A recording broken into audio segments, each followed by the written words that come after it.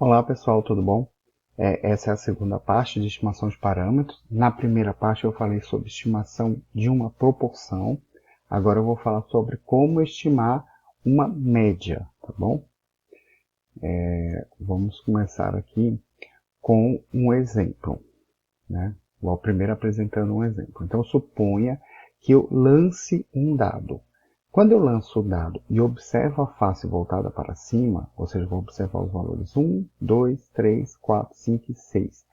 Todos eles têm a mesma probabilidade, ou seja, a distribuição aqui é uma distribuição que a gente não fala nesse curso, mas é uma distribuição uniforme, né? Ou seja, todos os ali têm uma mesma probabilidade de sair, né? Esse é o exemplo do dado. Qual é a média aqui? A média é 3,5. Se eu pegar 1 mais 2 mais 3 mais 4 mais 5 mais 6 e dividir por 6, eu vou encontrar uma média de 3,5.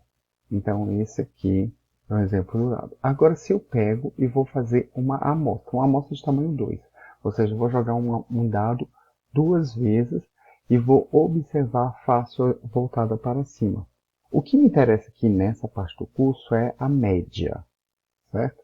Então eu vou calcular a média. O que acontece? O resultado pode ser, a média pode ser 1, ou seja, se o dado sair 1 e 1, a média é 1, né? A média dos dois é 1. Ou o resultado pode ser até 6, né? Se sair 6 e 6, a média vai ser 6, certo?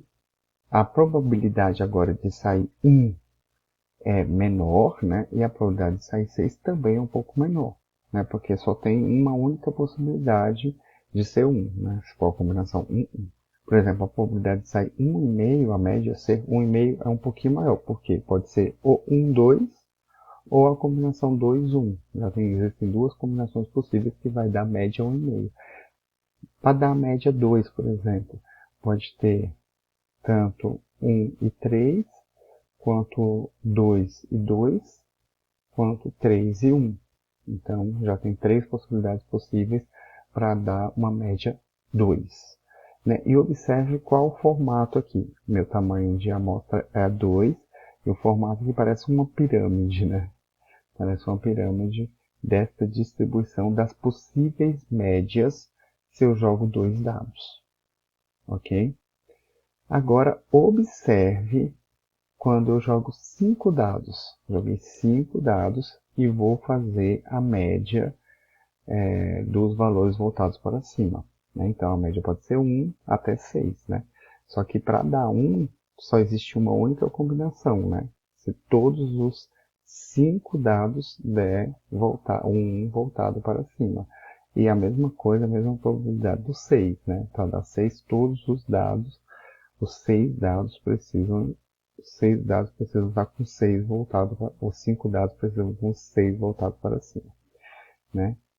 A média aqui original era 3,5. Você percebe que essa distribuição, ela vai tendo um ponto mais alto dela sempre no 3,5, né? Ou seja, a média desse aqui é 3,5, mas a média desse aqui também é 3,5, né? Dessa possíveis valores de uma média de dois dados.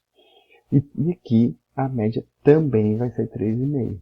O que é esse valorzinho, esse tracinho vermelho aqui que eu passei? É uma normal padrão, é uma normal, né? Aqui também sentada no 3,5, tá bom? Observe como a distribuição de uma distribuição aqui uniforme, a média vai se aproximar bastante e rapidamente, né, apenas com a amostra de tamanho 5, rapidamente ela se aproxima de uma distribuição normal, né? E é isso que a gente vai ver nesta parte. Então aqui vamos ver um segundo exemplo. Peguei aqui uma comunidade grande, tem milhares de pessoas nessa comunidade, e aqui tem um número de filhos. Então tem várias pessoas que não têm nenhum filho, algumas pessoas têm um filho, 2 filhos, 3 filhos, tal, até 10 filhos aqui. A média de filhos dentro dessa comunidade é de 1,57. A maioria não tem filhos, mas em média você tem 1,57. Então, você vê que aqui é uma outra distribuição com média 1,57, bem assimétrica, né? Assimétrica à direita também. Aquela primeira distribuição era uma distribuição uniforme, né? E simétrica. O que acontece se eu pegar uma amostra desta população, né? E calcular o número de filhos? Então, aqui eu sorteei 5 pessoas, certo? Sorteei 5 pessoas e observei quantos filhos cada uma dessas 5 pessoas tinha, calculei uma média, né? Fiz isso milhares de vezes, suponha, né, que eu tenha feito isso milhares de vezes, ou seja, encontrei várias médias, né, dessas pequenas amostras de 5 pessoas, né? Então eu encontrei, observa, um valor aqui, uma distribuição, e fiz uma distribuição, né, fiz um histograma com esses valores que eu encontrei. Esse histograma, ele gira em torno aqui, o ponto mais alto está em torno desse 1,57, que é a média de filhos. Ó, média de filhos. Mas às vezes essa amostra aqui, eu só sorteei pessoas que não tinham filhos, ó, 0. Né? Às vezes eu sorteei pessoas com muitos filhos, a média que deu 5. Né? A média deu 3, a média deu 2. Mas aqui a maior parte está em volta da média verdadeira. Né? Agora uma amostra pequena, né? Uma amostra só com 5 pessoas. Mas suponha que eu faça uma amostra maior, com 50 pessoas. Então eu peguei aqui 50 pessoas, sorteei 50 pessoas desta população aqui e calculei a média de filhos dessas 50 pessoas. Fiz isso milhares de vezes, né? Fui lá, fiz de novo outra amostra de 50 pessoas e calculei a média de filhos. Depois outra amostra de 50 pessoas, fiz isso, digamos, milhares de vezes. E com essas médias, esses valores médios, eu construí um histograma. Olha o que eu encontrei. Uma distribuição aqui muito similar, que fiz por simulação, né? Então, eu até já tracei aqui a distribuição normal padrão. Essa distribuição vai se aproximar muito de uma distribuição normal padrão, centrada na média. Né? Você percebe que agora aqui eu encontrei médias, né, como são 50 pessoas, então mesmo que eu encontrasse pessoas com muitos filhos e tudo mais, já não influencia tanto no valor da média geral, né? Aqui, por exemplo, eu peguei só 5 pessoas, então se eu pegasse uma ou duas pessoas com muitos filhos, a média foi aqui para cima. 5, por exemplo, já teve a amostra minha que teve 5, média de 5. Agora, aqui as médias, a maior média foi 2,5, né? A menor média ainda é maior do que 0 aqui. Eu não peguei nenhuma amostra com todas as pessoas que não tivessem filhos. E agora uma amostra ainda maior, né? Uma amostra de 200 pessoas. Então fiz várias amostras de 200 pessoas dessa população aqui e calculei em cada uma dessas amostras a média de filhos. Né? E com essas médias de filhos, esse conjunto de dados, eu construí uma distribuição. Observe que essa distribuição se aproxima ainda mais de uma distribuição normal padrão, que é essa tracinho vermelho aqui que eu tracei, tá bom? E essa normal padrão está centrada onde? Na média de filhos populacional, na média verdadeira de filhos populacional, porque aqui eu tenho esse dado, eu sei que a média do número de filhos é 1,57. Olha para você ver que interessante. Então, o que eu quero dizer com isso? Que o x tendo qualquer distribuição, a gente viu lá no caso de uma distribuição uniforme, também vimos no caso de uma distribuição assimétrica, direita, bem assimétrica, direita. Quando eu calculo a média desses valores, ou seja, quando eu pego esse xzinho, faço uma amostra e calculo a média, essa média vai ter distribuição normal. Certo? Sempre vai se aproximar de uma distribuição normal. Né? Isso é um dos resultados, quiçá o resultado mais importante da estatística moderna. Tá bom? Que é ali, em outras palavras, esse aí é o teorema central do limite. Né? Então aqui, se eu tenho uma amostra de tamanho n, então se eu pegasse aqui várias amostras, peguei aqui 1000 amostras, né? Podia ser 1 milhão de amostras, podia ser quantas amostras tivesse, né? De tamanho n, ou seja, eu peguei n pessoas aqui da mesma população. e calculo a média. Então, calculei a média 1 aqui. Depois calculei a média aqui da segunda amostra. A média da... Então, eu peguei esses valorzinhos aqui. Nesses casos aqui, os mil médias. Né? Peguei essas 1000 médias e construí uma nova distribuição. Essa distribuição das médias, né, se eu fizesse, suponha que eu fizesse isso, essa distribuição aqui seria uma distribuição normal. Né? E essa distribuição normal, ela vai estar centrada na média verdadeira, que é a média populacional, e com variância na variância populacional dividido por N. Né? Então, quanto maior for essa amostra, menor vai ser a minha variância. Né? Isso é até um pouco intuitivo, ou seja, quanto maior a amostra eu vou fazendo, os meus valores vão cada vez estarem mais concentrados perto da média verdadeira, né? Quanto maior for a minha amostra. Então, aqui vamos ver um pouco de como que isso acontece matematicamente. Então, o x-barra, o que é o x-barra? É a média, né? Então, eu vou pegar vários xzinhos, né, que vem dessa população, né? Aqui eu peguei um x que tem uma distribuição qualquer, que tem a média mi, aqui eu estou colocando só uma letra grega aí para representar a média, que é mi, né, o mizinho, e a variância sigma ao quadrado, tá bom? É só uma letra grega aqui, sigma minúsculo ao quadrado, para representar a variância, porque a variância é um valor quadrático, tá? Então, como que ficaria a média como que ficaria a esperança da média, né? A esperança da média ficaria, como a média é o somatório desses xzinhos dividido por n, certo? Dividido pelo tamanho da minha amostra.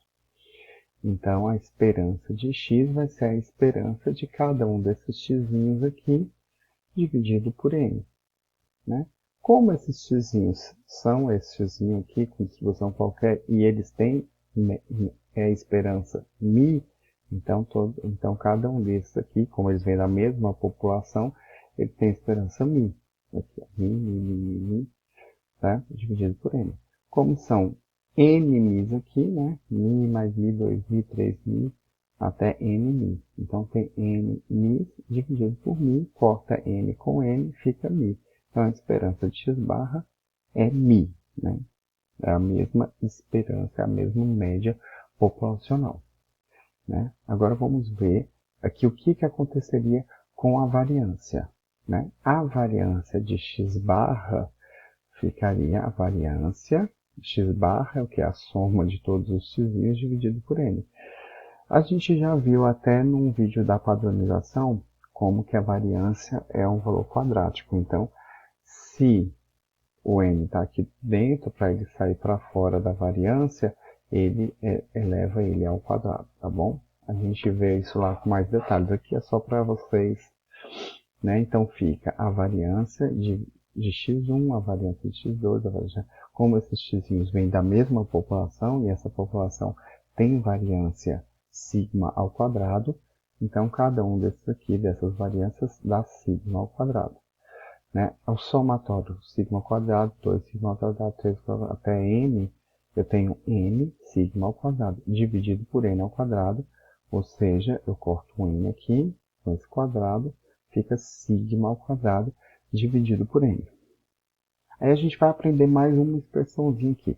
Se essa aqui é a variância, a raiz disso é o desvio padrão, certo? Então, a raiz do sigma ao quadrado dividido por n é o desvio padrão. Neste caso, no caso da variância de um x-barra, ou seja, de uma média, a gente vai chamar esse desvio padrão, tem um nome específico, que é erro padrão. Nesse caso aqui é erro padrão populacional, tá bom? É um erro padrão.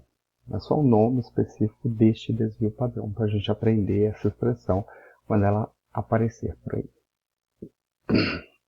Então vamos ver agora o intervalo de confiança, certo? Então a gente já sabe que o nosso x-barra, ou seja, a nossa média, tem distribuição normal centrada na média populacional com variância sigma ao quadrado sobre n, certo? E a gente precisa agora encontrar um intervalo de confiança, que é para isso que eu estou fazendo esse vídeo, né? Como que a gente calcula probabilidades quando se trata de uma normal? A gente vai padronizar os dados, né, e utilizar o auxílio lá da distribuição normal padrão, né? Então, a probabilidade de um x barra, já que x barra aqui é a variável aleatória, está entre A e B, né, é um certo valor. Então, vou pegar só essa desigualdade aqui do meio, A menor que x barra, menor que B. Peguei só essa desigualdade, né? Vou padronizar esses valores. O que é padronizar? É subtrair pela média, né, que no caso aqui é μ, e dividir pelo desvio padrão, que nesse caso aqui é o erro padrão, né? Raiz de sigma ao quadrado dividido por n. Né? Então, eu padronizei esses valores. Padronizei todos eles, então a desigualdade se mantém. Né? Então, esse Azinho menos μ dividido pela raiz de sigma ao quadrado dividido por n é um Zzinho, certo? Se ele é um valor padronizado, então ele é um Z. Z é um valor dentro da minha normal padrão. Né? Então, um valor padronizado. Então, eu coloquei aqui, representei aqui pelo Z1. E aqui eu só repeti, né? X barra menos μ dividido, como aqui é sigma ao quadrado, eu coloquei sigma, né? Tirei ele da raiz, dividido por raiz de n. Menor que esse valorzinho b menos μ, dividido pela raiz de sigma ao quadrado sobre n, também é um valor padronizado, então ele é um zzinho, eu representei ele aqui pelo z2. Né? Então, z2, eu quero agora isolar o meu μzinho. Então, eu vou multiplicar todos esses três aqui dentro dessa desigualdade por sigma dividido por raiz de n. Então, eu tenho Z1 vezes sigma dividido por raiz de n, menor que x barra menos μ. Como eu multipliquei aqui também por sigma dividido por raiz de n, vai cortar esse aqui de baixo, então sai menor que Z2 vezes sigma dividido por raiz de n, certo? Agora eu vou tirar daqui do meio esse x barra. Então, vou subtrair todos esses três partes por menos x barra. Então, Z1 sigma dividido por raiz de n menos x barra, tá certo? Aqui, como eu coloquei o menos x barra, eu corto menos x barra com x barra, fica só o menos μ. E Z2 sigma dividido por raiz de n menos x barra. Aqui, como ficou um menos, eu quero tirar esse menos, eu vou multiplicar então tudo aqui por menos 1. Quando eu multiplico por menos 1, x barra menos x barra vira x barra, e sigma 1 vezes Z1 vezes sigma dividido por raiz de n vira menos sigma 1, Z1 vezes sigma dividido por raiz de n, tá certo? Como eu multipliquei por menos 1, o que é menor vira maior, né? Aqui eu tiro o menos, fica mais, né? Aqui também o menor vira maior, e aqui o x barra menos x barra vira x barra, e o Z2 sigma dividido por raiz de n vira menos Z2 sigma dividido por raiz de n.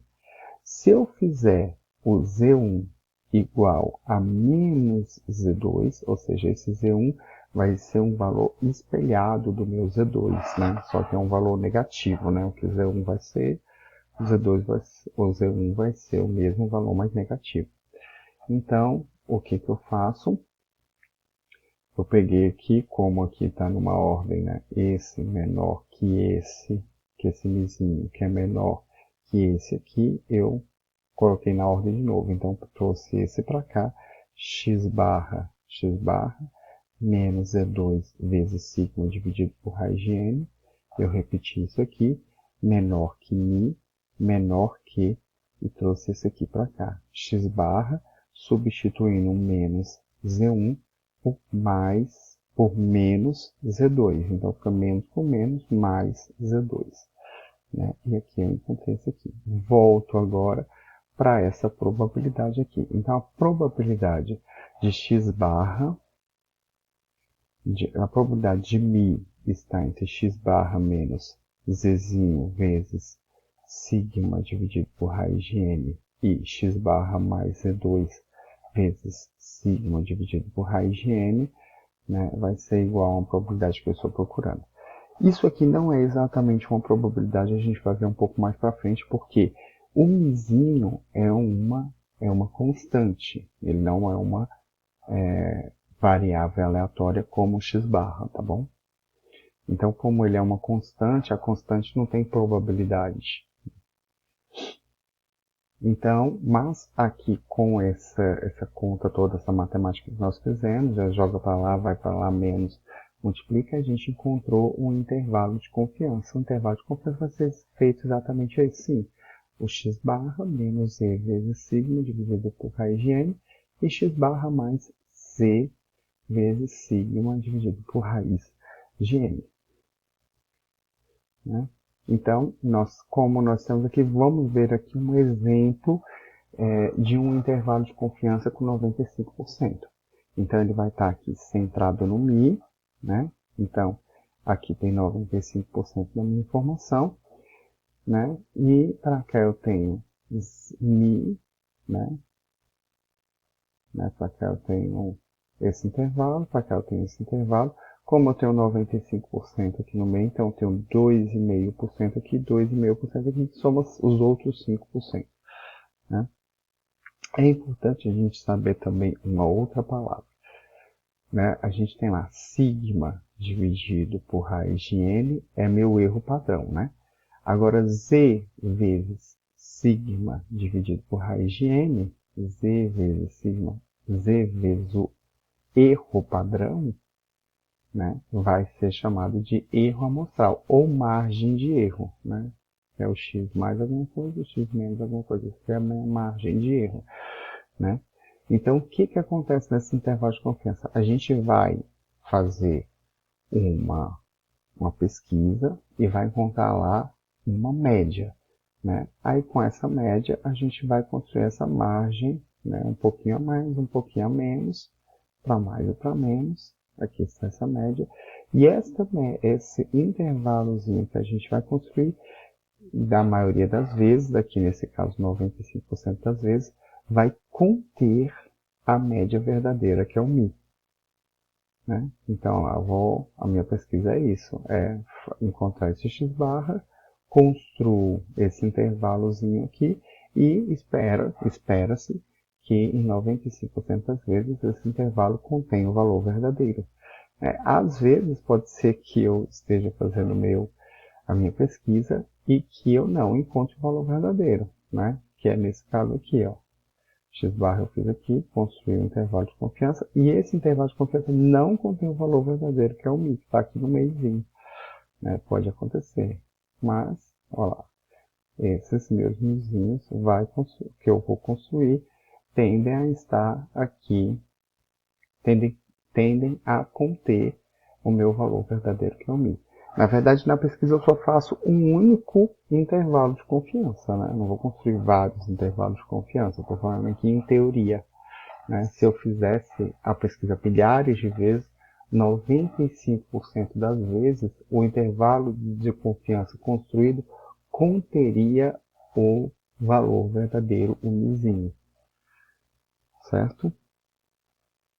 Então vamos ver aqui como vai funcionar isso na prática.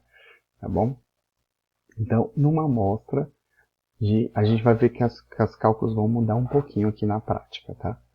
Então, numa amostra, a gente viu a teoria, numa amostra de 100 crianças do primeiro ano letivo que receberam merendas especiais, observou-se que o ganho médio de 6 kg e desvio padrão amostral de 2 kg. Né? Qual é o ganho médio das crianças que receberam essas merendas especiais? Ou seja, eu fiz uma amostra de 100 crianças e observei que o ganho médio foi de 6 quilos. E também calculei lá e vi que o desvio padrão na amostra foi de 2 quilos. Então, qual é o ganho médio de todas as crianças? não só das crianças que estão na amostra, não só das 100 crianças que estão na amostra. Então, o que acontece? Observa que aqui no mundo real, na prática, a gente não tem o valor do sigmazinho, que é o valor, o desvio padrão, ou a variância populacional. A gente não sabe a variância da população. Né? Para saber a variância da população, a gente teria que ter todos os dados da população. A gente só sabe o desvio padrão amostral. A gente só sabe o desvio padrão que a gente vai encontrar na nossa amostra. Então, a gente vai substituir o nosso sigmazinho populacional pelo desvio padrão amostral. Então, observe, o nosso intervalo de confiança vai mudar um pouquinho. Então, você vê aqui que ele vai ser Z vezes S. S representa aqui o desvio padrão amostral, tá bom? E não populacional.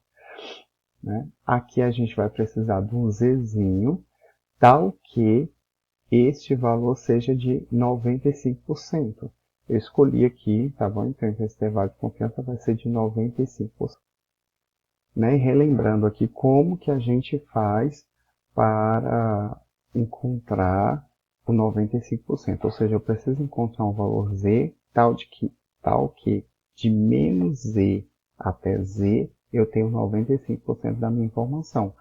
Então, eu venho aqui na minha distribuição normal padrão, vou procurar 2,5%. Como eu escolhi 95%, então eu tenho que ter 2,5% para cá, 2,5% para lá, né, que vai somar 5%, então no meio vai ter 95%. Então, qual é esse valor? As probabilidades estão aqui no corpo da tabela, né? Então, eu vou procurar este valor. Deixa eu aproximar aqui. Né? A gente já sabe que esse valor, a gente já falou aqui, ó. Então, eu tenho aqui 2,5% é 0,025, ou 2,5%. Então, está bem aqui. Então, qual é esse número, esse Zzinho? É 1,9, né? Ele está aqui. A segunda casa decimal seria 0,06. Então, 1,96. Isso significa, ou seja, de 1,96 até mais 1,96 eu tenho 95% da informação, porque eu sei que aqui eu tenho 0,025. Ou seja, aqui também, como a normal padrão é uma distribuição simétrica, então abaixo de menos 1,96 eu tenho também 2,5%. Ok? Aí eu calculo, eu já tenho todos os valores. Então eu tenho aqui a minha média, que eu encontrei na amostra, é 6, menos 1,96. Esse 1,96 é o meu Zzinho, porque eu escolhi um intervalo de confiança de 95%. O meu desvio padrão é amostral, né, o 2, dividido pela raiz de n. N é o tamanho da minha amostra, que é 100, né, raiz de n dá 10.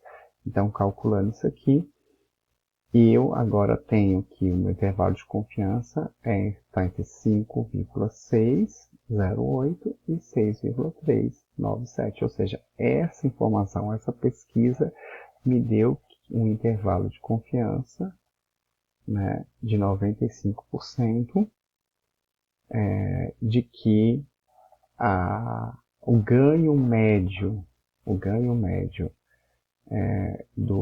das crianças que receberam merenda especial está entre 5,6 e 6,39.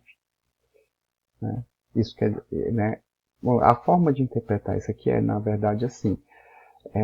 Se eu fizesse essa mesma pesquisa com 100 crianças, né? Se eu fizesse essa pesquisa com 100 crianças, em 95% das vezes, o intervalo de confiança construído conteria o valor verdadeiro, que é o que eu quero descobrir, certo?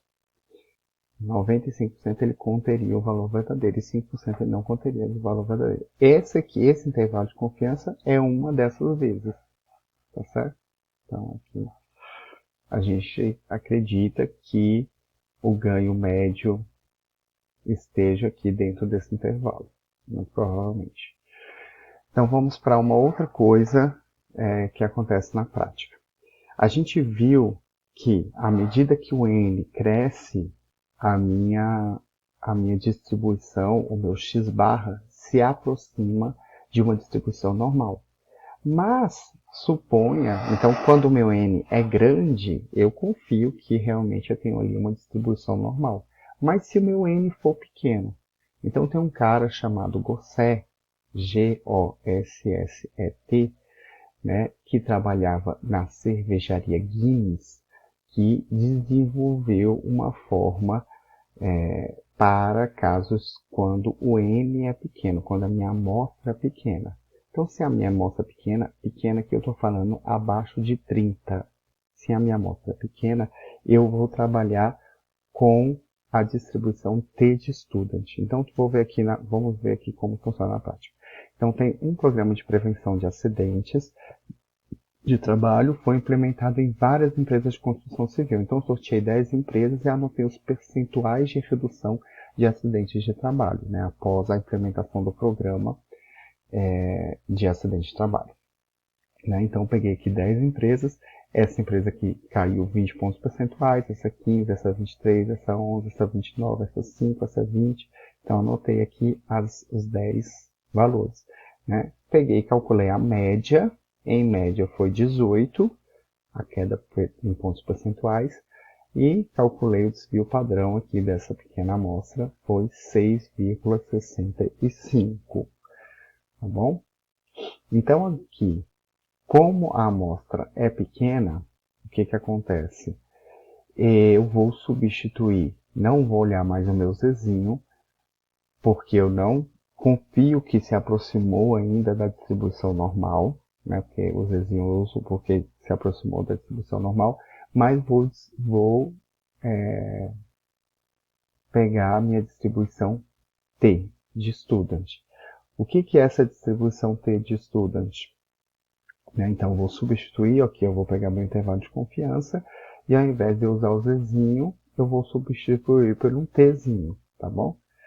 Né? O que é essa distribuição T de student? É uma distribuição que o cara usou aqui, né? Se a gente não usa o Zzinho lá da distribuição normal padrão, aqui o Tzinho da distribuição de student, o Tzinho é uma distribuição muito parecida com a distribuição normal padrão, tá bom? Só que o que acontece? Para valores pequenos, para valores da minha amostra, quando ela é pequena, ela tem uma variância maior. Então, o corpo dela é maior, porque a normal padrão tem ali aquela variância fixa 1, né? Normal padrão é média 0 e variância 1. Na T de student, quando o N é pequeno, a variância é um pouco maior, porque o meu grau de incerteza é um pouco maior, porque ele não se aproxima tanto ainda de uma normal, né? Então, observa que ele vai, aqui ele tem aqui o T1, T2, né? T10, né? Até se transformar. Então, quando o N é grande, o Tzinho, a distribuição T de student, fica igualzinho à distribuição normal, né? Uma curiosidade é que esse Gosset, como ele trabalhava nessa cervejaria Guinness, por conta de segredo industrial, eles não podiam publicar artigos. Então ele publicava artigos com nomes falsos, né? Com nomes. Nome diferente do dele, né? E aí ele assinava como student, né? Estudante. Né? Por isso que ficou conhecido aqui distribuição T de student. Então vamos ver como que funciona a distribuição T de student. Então, assim como na distribuição normal padrão está tudo tabelado, a distribuição T de student também já está toda tabelada. A gente não precisa fazer cálculo nenhum. A única coisa que a gente precisa fazer é consultar uma tabela, né, para descobrir esses valorzinhos de T e de Z. Né? Então, como que eu vou descobrir aqui? Eu vou pegar, aqui tem um nome, um conceito que a gente precisa aprender, que é o grau de liberdade, tá bom? O grau de liberdade é n-1, ou seja, o tamanho da amostra menos 1. Naquele caso, naquele exemplo que a gente estava vendo, o tamanho da amostra é 10. Então, n menos 1 é 9. Então, o grau de liberdade, aqui está DF, que é Degrees of Freedom, em inglês, né? Então, o grau de liberdade é 9. Então, eu vou olhar aqui no 9, tá? Apenas no 9. Tá bom? Como eu escolhi lá o meu intervalo de confiança de 95%, então eu preciso que aqueles rabinhos tenham 2,5% para cada lado. Então, 0,025. Na primeira linha aqui dessa tabela é que vão estar algumas áreas, certo? Algumas áreas. Essa tabela aqui está em formato diferente da da tabela normal padrão, tá? Então, nessa primeira linhazinha aqui, eu tenho algumas áreas, normalmente as mais utilizadas, tá? Então, eu queria o 2,5%, que é esse 0,025, ou 2,5%. E o grau de liberdade, 9. Então, o grau de liberdade 9, que é n menos 1, né? Então, eu tenho, e aqui, ó, então eu tenho aqui 2,262. Sendo assim, eu tenho aqui todas as informações para calcular, aqui o grau de liberdade 9 e tal, eu já tenho todas as informações para calcular o meu intervalo de confiança.